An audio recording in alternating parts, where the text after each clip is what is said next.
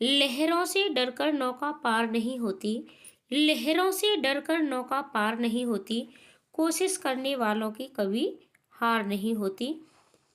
साथ ही साथ शीटेट आपका एक चीज़ पर और डिपेंड है, जिसे मैं आपको बता दूं कि जितनी ज़्यादा आप प्रैक्टिस कर लेते हो, जितनी ज़्यादा आपकी प्रैक्टिस होती है, आप शीटेट में उतना ही अच्छा स्कोर कर पाते हो। आपका शीटेट पास करने से कोई भी नहीं रोक सकता है। एक कहावत और मैं आपको सुना दूं कि करत करत अभ्यास के, करत करत अभ्यास के, जड़ मत होत सुजान। जड़, जड़ का अर्थ होता है मूर्ख, ठीक है। जड़ मत होत सुजान, रसरी आवत जात ते, शिल पर परत निशान। यानी ये फेमस जो भी हमारे कवि थे कालिदास, उनका कथन है कि एक मुलायम सी रस्सी और एक पत्थर पर निशान बना देती है अभ्यास से, ठीक है। बार बार आती जाती है। तो अगर किसी भी चीज़ का जब हम बार बार अभ्यास करते हैं, तो फिर जो भी जड़ यानी जो भी मूर्ख होते हैं वो भी सुजान, सुजान का अर्थ होता है कि बहुत ही बुद्धिमान हो जाते हैं। तो इसी तरीके से सीटेट भी क्लियर करना, ठीक है, क्या है कि इसके दो फॉर्मूले हैं कि एक तो आप पीवाईक्यू की ज़्यादा से ज़्यादा प्रैक्टिस करें। प्रैक्टिस यानी अभ्यास। प्रैक्टिस का अर्थ होता है कि एक ही प्रैक्टिस सेट को कम से कम 3 बार अवश्य लगाएं। ऐसा नहीं कि आपने एक प्रैक्टिस सेट को मात्र एक बार में ही लगा लिया, नहीं। और इसके साथ ही साथ आपको पूर्ण पेडागोजी के साथ, निगेटिव पॉजिटिव टैग वर्ड्स के साथ, साथ ही साथ कीवर्ड्स के साथ, ठीक है। यानी ये सारी चीज़ें आपको अवश्य आनी चाहिए सीटेट में। सीटेट देखो सीडीपी के, मैं थोड़ा सा कॉन्सेप्ट आपको बता दूं। वैसे आप हमारी प्लेलिस्ट में जाइएगा और प्लेलिस्ट में जाकर के आप सीटेट 1 मंथ में कैसे क्लियर करें ये सारी वीडियो आप देखिए, ट्रिक और टिप्स पर वीडियो। तो वहाँ आप को सारी चीज़ें समझ में आ जाएंगी कि सीटेट कैसे पास किया जाता है। तो देखो मैं थोड़ा सा आपको समझा दूं कि आपको क्या करना है। सीडीपी, सीडीपी के लिए आपको जीन पियाजे,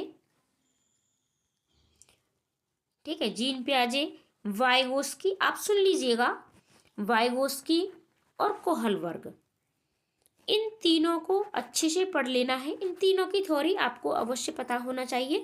अगर इन तीनों की थ्योरी आपको पता चल जाती है तो पूरे सीटेट में आपके कम से कम 60 से 70 प्रश्न इन्हीं के ऊपर होते हैं। जैसे कि सीडीपी में आपके मान के चलो इन तीनों से आपके कम से कम 6 से 7 प्रश्न बनते हैं। और साथ ही साथ आपके 2 लैंग्वेज पूछी जाती है। 2 लैंग्वेज में आपके जीन पियाजे और वाइगोस्की से कम से कम 4 से 6 प्रश्न यहाँ से पूछे जाते हैं। मैथ में भी आपके 2 से 3 प्रश्न पूछ लिए जाते हैं। और पूरा पैटर्न है वो आपका इन्हीं सीडीपी पर आधारित होता है। जिसकी सीडीपी स्ट्रांग हो जाती है उसका सीटेट आसानी से क्लियर हो जाता है। साथ ही साथ आपको टैग वर्ड्स अवश्य आने चाहिए, ठीक है। टैग वर्ड्स आने चाहिए। टैग वर्ड्स के साथ आपके कीवर्ड्स हो गए, निगेटिव पॉजिटिव टैग वर्ड्स हैं, कीवर्ड्स हैं। और साथ ही साथ आपकी लैंग्वेज, लैंग्वेज की भी महत्वपूर्ण भूमिका रहती है भाषा की, क्योंकि आपकी 2 भाषाएं पूछी जाती हैं। और 2 भाषाओं से आपके पूरे कितने नंबर बनते हैं? 2 भाषाओं से आपके 60 नंबर बनते हैं। और इन 60 नंबरों में आपके 30 नंबर, ठीक है, 30 नंबर आपके गद्यांश और पद्यांश से पूछे जाते हैं, यानी आपके पैसेज और पोइट्री से। तो यहाँ से सिर्फ आप पैसेज पढ़ना है और प्रश्न छाटना है। तो 30 नंबर आपके यहाँ से और 30 प्रश्न आपके जो भी आपकी भाषा होती है, ठीक है। और तो वहाँ से आते हैं, पेडागोजी के आते हैं। तो आप प्ले लिस्ट में जाकर के ये सारी वीडियो अवश्य देखें। तो ये सारी चीज़ें अपनी मजबूत करिएगा। सीटेट आपका पहली बार में ही अवश्य क्लियर होगा। ट्रिक और टिप्स पर वीडियो जल्द ही आपको मिलने वाली है। जैसे आपका नोटिफिकेशन आएगा, नोटिफिकेशन आने के तुरंत बाद आपको ये सारी वीडियो फिर से प्रोवाइड कराई जाएंगी, फिर से दी जाएंगी। अभी आप प्ले लिस्ट में जाकर के ये सारी वीडियो अवश्य देखें। लिंक मैं डिस्क्रिप्शन में दे दूँगी प्ले लिस्ट की। तो वहाँ आप देखें, कीवर्ड से सीख लीजिएगा और साथ ही साथ टैग वर्ड से सीख लीजिएगा। ये थोड़ा सा टाइम मैंने आपका लिया है क्योंकि ये आपके लिए बहुत महत्वपूर्ण सूचना थी। और सीडीपी की प्रैक्टिस हम कर ही रहे हैं, साथ ही साथ आपकी जल्द ही और भी प्रैक्टिस कराई जाएंगी। और फिर किस चीज़ पर आपको प्रैक्टिस चाहिए आप कमेंट भी कर सकते हैं। तो चलो हम अपने प्रश्नों की तरफ आते हैं। देखो हमने 20 प्रश्नों को सॉल्व कर लिया था, ठीक है, और इसका राइट आंसर है आपका सृजनात्मक। आगे के प्रश्नों को देखेंगे हम बिना टाइम गवाए हुए। निम्नलिखित में से कौन सा शिक्षक द्वारा कक्षा में बच्चों के लिए समस्या हल करने के तरीके का वर्णन नहीं कर सकता? थोड़ा सा छोटा करती हूँ मैं। किसी विशेष समस्या को हल करने के बारे में अपनी विचार प्रक्रियाओं पर चर्चा करना, यहाँ आपसे नहीं पूछा है। कुछ हल करते समय गलतियों को करने के प्रति ईमानदार रहना, सोच विचार परीक्षण और विभिन्न उत्तरों जैसी शब्दावली का प्रयोग करना, अभिसरण उत्तरों वाले प्रश्न पूछना। तो देखो ये भी सही है कि किसी विशेष समस्या को हल करने के बारे में आप विचार प्रक्रियाओं पर चर्चा कर सकते हैं। कुछ हल करते समय जो भी गलतियां हैं उनके प्रति ईमानदार रह सकते हैं। सोच विचार परीक्षण और विभिन्न उत्तरों जैसी शब्दावली का प्रयोग कर सकते हैं, लेकिन आप नहीं कर सकते अभिसरण उत्तरों वाले प्रश्न पूछना। आप बच्चों से अपसारी प्रश्न पूछिएगा, अभिसारी प्रश्न आपको नहीं पूछना है। अगला प्रश्न देखेंगे। निम्नलिखित में से कौन सा एक संवेग है? आपके कितने संवेग हैं आप हमें कमेंट करके अवश्य बताएं। स्मृति, डर, ध्यान, उत्तेजना। तो राइट आंसर आपका हो जाएगा डर, ठीक है। अगला प्रश्न है, एक 3 साल का बच्चा बताता है कि दूध बूथ पर एक मशीन द्वारा दूध का उत्पादन होता है। यानी जब वो दूध लेने के लिए डेयरी पर जाता है तो वो वहाँ देखता है कि जो दूध है वो एक मशीन द्वारा उसका उत्पादन होता है। उसका ऐसा मानना है, उसने ऐसा सीखा है। तो बच्चे को दुनिया का बहुत सीमित अनावरण ज्ञान है। यानी निम्नलिखित में से कौन सा बच्चे की समझ का सबसे स्पष्टीकरण प्रदान करता है, सबसे अच्छा? बच्चे का जवाब दूध बूथ से दूध खरीदने के अपने अनुभव पर आधारित है। बच्चे ने गायों को कभी नहीं देखा है। बच्चे का परिवार बच्चे को प्रेरक वातावरण प्रदान नहीं करता है। तो देखो इसमें क्या होगा कि क्योंकि बच्चे है उसने नहीं जाना है अभी तक कि दूध है वो हमें गाय से प्राप्त होता है, भैंसों से प्राप्त होता है, ठीक है, बकरियों से प्राप्त होता है। तो क्योंकि वो डेयरी पर जाता है और डेयरी पर क्योंकि बच्चा भी अभी आपका मात्र 3 साल का ही है। तो इसमें क्या राइट आंसर होगा आपका नंबर 2 कि बच्चे का जवाब दूध बूथ से दूध खरीदने के अपने अनुभव पर आधारित है। किस पर आधारित है? अपने अनुभव पर। यानी बच्चा का स्वयं का अनुभव है और बच्चा स्वयं से अनुभव से जो चीजें बच्चे सीखते हैं, ठीक है, वो स्थायी होती हैं। अगला प्रश्न है, निम्नलिखित में से कौन सा शिक्षक की भूमिका का सबसे अच्छा वर्णन करता है? तो शिक्षक की भूमिका का आपको प्रश्न को भी बहुत अच्छे से पढ़ लेना है। कक्षा में शिक्षक की सबसे महत्वपूर्ण भूमिका अनुशासन को बनाए रखना है। अब आप कक्षा में अनुशासन बनाए रखना ये सबसे महत्वपूर्ण भूमिका शिक्षक की नहीं है। एक शिक्षक को निर्धारित पाठ्य पुस्तक का पालन करना चाहिए। सिर्फ पाठ्य पुस्तक का पालन शिक्षक अगर मतलब करेगा तो फिर वो एक प्रभावी शिक्षण नहीं कर पाएगा, ठीक है। तो इसके साथ साथ कुछ गतिविधियां भी करानी चाहिए, ठीक है। पाठ्यक्रम को समय पर पूरा करने के साथ साथ दोहराने के लिए पर्याप्त समय, तो ये भी आपका गलती हो गया। आराम के लिए एक जगह बनाना जहां बच्चे संवाद और पूछताछ के माध्यम से सीखते हैं। बच्चे कैसे सीखेंगे? बच्चे पूछताछ और माध्यम, ठीक है, और संवाद के माध्यम से। जब भी ऑप्शन आपको हिंदी में समझ में नहीं आए आप इंग्लिश वाले ऑप्शन अवश्य देखें और परीक्षा देते समय भी आपको ये चीज अवश्य ध्यान रखनी है। अगला प्रश्न है, निम्नलिखित में से कौन सी कक्षा समृद्ध शिक्षा को प्रोत्साहित करती है? ठीक है, एक समृद्ध शिक्षा को प्रोत्साहित वह कक्षा जिसमें प्रदर्शित विभिन्न प्रकार की सामग्री बच्चों की अब जब कोई भी सामग्री है कक्षा में और बच्चों की पहुंच से बाहर हो जाएगी, ठीक है, तो ये आपका गलत राय हो गया।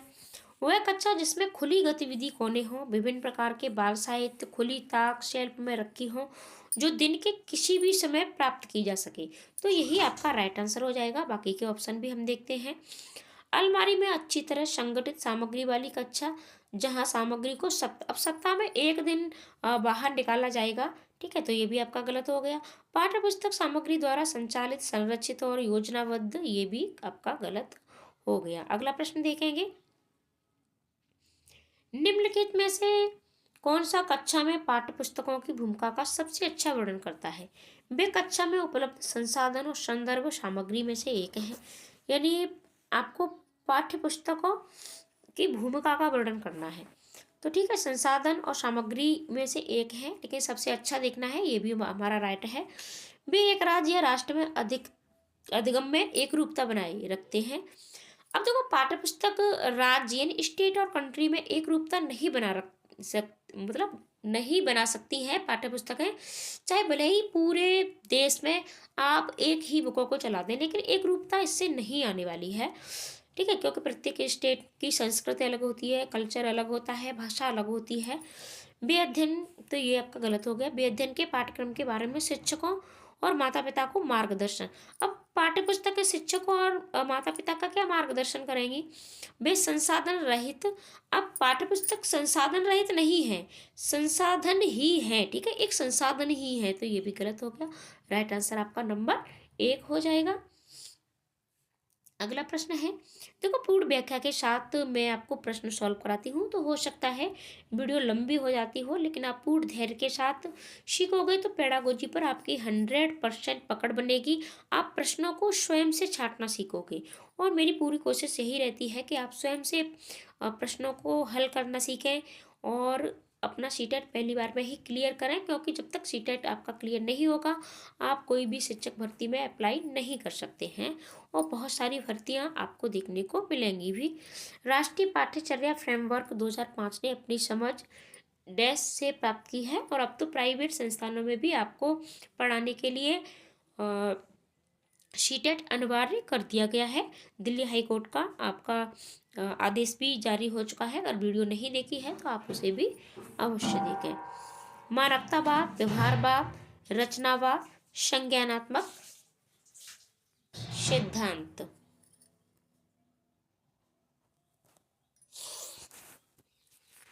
तो राइट आंसर है आपका रचनावाद। एनसीएफ 2005, ये भी आपको अवश्य पढ़ लेना है। ठीक है, आरटी एक्ट 2009 है, एनईपी 2020, ये कुछ महत्वपूर्ण टॉपिक हैं जो आपको सीटेट में अवश्य पढ़ लेने हैं। अगला प्रश्न है, कक्षा में बच्चों को प्रेरित समझा जा सकता है यदि। प्रेरित का अर्थ है यानी बच्चे अंदर से प्रेरित हों किसी भी काम करने के लिए, सीखने के लिए, पढ़ने के लिए, अंदर से उत्साहित हों। ठीक है, खुश होकर के वो कोई भी काम करें तो प्रेरित। वे अच्छी वर्दी पहने स्कूल में आते हैं, वो अच्छे कपड़े पहन करके आएंगे, अच्छी ड्रेस पहन करके आएंगे, तो इससे क्या प्रेरित हो जाएंगे? गलत हो गया। वे कक्षा में अनुशासन बनाए रखते हैं, अब अनुशासन में ही रहेंगे बच्चे। ठीक है, हिलेंगे डुलेंगे नहीं, और सभी मतलब टीचर की तरह से ही, तो ये भी आपका गलत हो गया। वे सभी उपस्थित में नियमित है, डेली डेली बच्चे आए, बिल्कुल भी कोई भी एब्सेंट नहीं करें, तो क्या वो अंदर से प्रेरित हो जाएंगे? नहीं, ऐसा भी नहीं है। वे शिक्षक से स्पष्टीकरण प्राप्त करने के लिए प्रश्न पूछते हैं, यानी कोई भी बात समझ में नहीं आती है तो बच्चे उसका जवाब आपसे पूछते हैं। आपसे बिना शर्माए, बिना डरे हुए बच्चे जब प्रश्न पूछते हैं, शिक्षक से स्पष्टीकरण मांगते हैं, ठीक है, तो बच्चों को अंदर से प्रेरित समझा जाता है। अगला प्रश्न है, निम्नलिखित में से कौन सा बच्चों में अधिगम में सुधार करने के लिए सबसे अधिक उपयुक्त है? नियमित मूल्यांकन परीक्षा आयोजित की जानी चाहिए। अब डेली डेली आप बच्चों को परीक्षा ही आयोजित कराते रहोगे तो ठीक है, ये भी गलत है। शिक्षक को विभिन्न उदाहरणों और चित्रों का उपयोग करके विषय की व्याख्या। अब देखो, जहाँ भी बात व्याख्या की बात आ जाए, ये भी आपका नेगेटिव पॉइंट है। व्याख्या आपको कभी भी नहीं करनी है। कक्षा में सभी प्रकार की शिक्षण सामग्री होनी चाहिए। ऐसा संभव नहीं है कि सभी प्रकार की शिक्षण सामग्री हो, और शिक्षक सामग्री चाहे जितनी भी हो, ठीक है, जरूरी नहीं कि शिक्षण सामग्री से ही बच्चे सीख जाएं। ठीक है, शिक्षक को वास्तविक जीवन स्थितियों पर बच्चों को एक दूसरे के साथ बातचीत करने में मदद करनी चाहिए। देखो, जब तक हम वास्तविक जीवन के साथ नहीं जोड़ करके पढ़ाएंगे तब तक बच्चा नहीं सीखेगा। तो सबसे उपयुक्त है कि वास्तविक जीवन के साथ जोड़ना चाहिए। जैसे कि अभी हमने एक प्रश्न देखा था कि दूध बूथ वाला 3 साल का बच्चा, उसको वास्तविक जीवन से जोड़ करके उसने नहीं देखा है कि दूध गायों से प्राप्त होता है, दूध भैंसों से प्राप्त होता है, बकरियों से प्राप्त होता है, ठीक है, ऊँटों से प्राप्त होता है, यानी जो दूध के स्रोत है कहाँ से प्राप्त होता है। तो वास्तविक जीवन पर बच्चों को ये सारी चीज़ें सिखानी चाहिए। अगला प्रश्न है, अनुशासन जो अधिगम वातावरण में एक महत्वपूर्ण भूमिका निभाता है, किस तरह की मदद करता है। देखो, अनुशासन का भी रोल होता है हमारी अधिगम में। अधिगम का अर्थ है सीखने में, लर्निंग में। बच्चों को अपनी शिक्षा को नियमित और मॉनिटर करने के लिए, चुप्पी साधे रहने के लिए, शिक्षकों को निर्देश देने में, बच्चों को उनके पाठ रटकर याद करने में। तो इस प्रश्न का आंसर आपको देना है। अगली वीडियो में इसका आंसर हम आपको देंगे, और जो भी इसका राइट आंसर देगा उसका आंसर पिन किया जाएगा। तो इसका राइट आंसर आप अवश्य दें। तो मिलते हैं अगली वीडियो में। और आज आपका ये 2018 का प्रश्न पत्र समाप्त हो गया है, ठीक है। तो ये 2018 का प्रश्न पत्र समाप्त हो गया है। अब हम 2019 के प्रश्न पत्रों को सॉल्व करेंगे। सीडीपी के साथ साथ सभी की प्रैक्टिस कराई जाएगी। तो मिलते हैं ऐसी ही वीडियो में। अगर आप चैनल पर नए हैं तो चैनल को सब्सक्राइब अवश्य कर लेना, ऐसी ही नई अपडेट पाने के लिए, प्रैक्टिस करने के लिए। आज के लिए इतना ही, धन्यवाद।